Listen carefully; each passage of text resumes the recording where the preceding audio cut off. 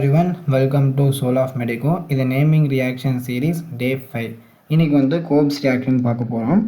First of all வந்து பார்த்தீங்கன்னா கோப்ஸ் reaction இதை எதை ப்ரிப்பேர் பண்ணுறதுக்கு யூஸ் பண்ணுறோம் அப்படின்னா சலிசிலிக்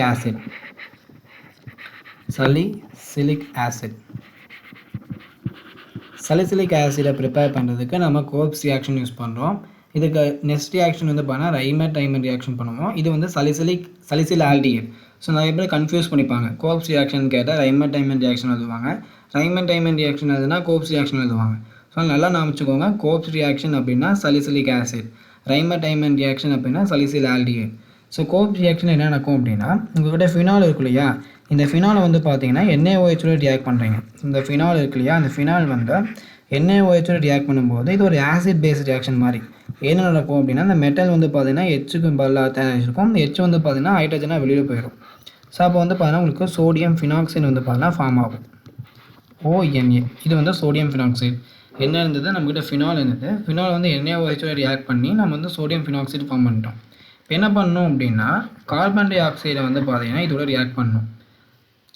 இதோட சம் கண்டிஷன் இருக்குது. என்ன அப்படின்னா 400 கெல்வின் 4 to 7 பார் ப்ரெஷர். இந்த கண்டிஷனை ரியாக்ட் பண்ணும்போது என்ன ஆகும்னு சொல்கிறேன்.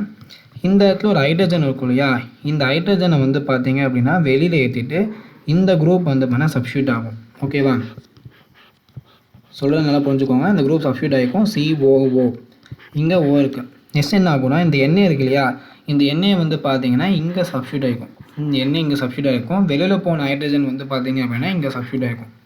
புரிஞ்சிருக்கும் நினைக்கிறேன் என்ன சொன்னேன் அப்படின்னு. நெக்ஸ்ட் என்ன நடக்கும் அப்படின்னா இதை வந்து பார்த்தீங்கன்னா some acid present H+ react பண்ணுறோம். H+ அப்படிங்கிறது ஆசிட் தானே. அப்புறம் சம் ஆசிடோடு ரியாக்ட் பண்ணும்போது இங்கே கூட எண்ணெய்க்கு பதில் அந்த ஆசிட் இருக்கக்கூடிய இந்த H+ இந்த சப்ஸ்டியூட் ஆகிக்கும். உங்களுக்கு வந்து பார்த்தீங்க அப்படின்னா சலிசிலிக் ஆசிட் வந்து பார்த்தீங்கன்னா ஃபார்ம் ஆகிடும்.